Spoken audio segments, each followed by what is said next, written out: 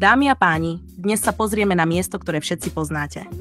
Sásová, srdce Banskej Bystrice, betónový labyrint, v ktorom sa stretáva ilúzia rýchleho bohatstva s každodennou realitou. Tretie najväčšie sídlisko Slovenska a zároveň najväčší paradox.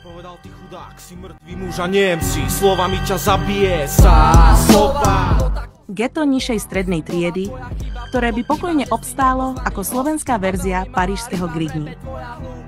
Sásová, podtatranský Bronx východnej Európy. Predstavte si nekonečné rady panelákov, čo sa týčia k nebu ako monumenty minulosti. Za ich stenami sa odohrávajú tiché drámy, ktoré pozná len ten, kto vyrastal na lavičke. Tu sa rodili legendy stredného Slovenska. Nie z učebníc, ale z ulic, betónu, z prachu. Starí ľudia za záclonami sledujú, ako sa ulica mení.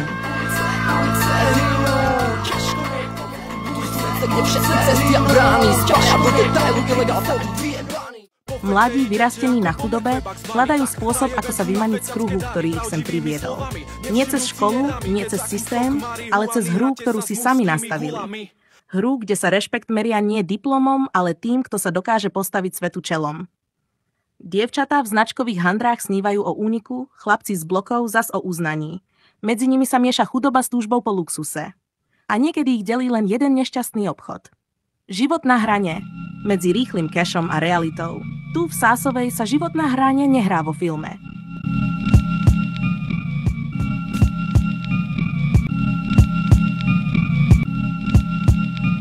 Je to realita medzi dvoma svetmi. Na jednej strane rýchle peniaze, drogy, bitky, zbrane, lúpeže. Na druhej strane krehký svet následkov, straty, väzenia, zrady. Pod čiernovou bohou kopu šedých barákov zakrylo 7 umelo vytvorených mrakov. Bol to smog z továrny, smog z panelákov. Výbary z labákov, kde sa varí pre feťákov.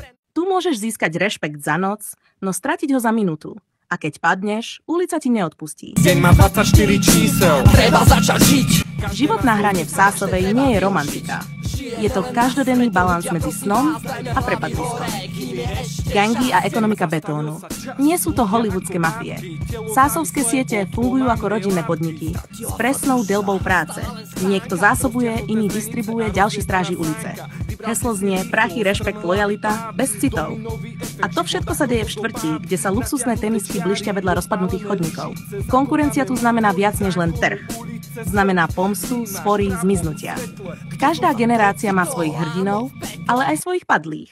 A rekrutácia? Jednoduchá. Kamarátstvo tlak, prázdnota, túžba patriť. Narkotikum narúša ľudský Dávaj love. Nemám. Bum. Všade Psychológia medzi panelmi. Pre mladých je to koktejl adrenalínu a nutnosti. Keď spoločnosť nepočúva, ulica sa stáva školou. Lenže taká škola má vysoké školné, v podobe strachu, traumy a cynizmu. Úspech je tu ako dym, rýchlo sa rozplynie. Aj tí, ktorí zvíťazia, vedia, že zajtrajšok môže byť ich posledný deň na slobode. Nelegálne bohatstvo v legálnej chudobe. Krátkodobo, obdiv, rešpekt, sen o úniku. Dlhodobo rozbité rodiny, väzenské steny a generácie, čo opakujú ten istý príbeh. A trpia tí, ktorí s tým nemajú nič spoločné. Deti, starí ľudia, susedia, čo len chceli prežiť deň bez sirén a výkrikov z ulice. Drž piču a nech to tak aj ostane. Tak drž piču, lebo je na hrdanie. Aj to drž piču, odtečeš mi do vane. Hlavne drž piču, keď bere mikrofón do dlane. Reakcia štátu. Medzi trestom a pochopením. Polícia, represia, väzenie.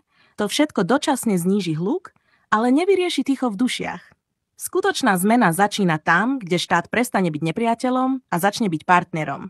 V pracovných programoch, komunitných centrách, podpore kreativity a umenia. V Sásovej by to mohlo znamenať preniesť energiu ulic do legálnej hry, do rapu, street artu, módy, mikropodnikania. Tam, kde sa rešpekt dá získať bez rizika. Na čo sa nedá nereagovať. Píše sa rok 2000 a 19. rok môjho života. Škola už za sebou, ale pred sebou robota. Žiadna istota, isto není žobrota. Isto neseká sa ani dobrota, novota. Záver. Čo z toho plynie? Sásová nie je len miesto.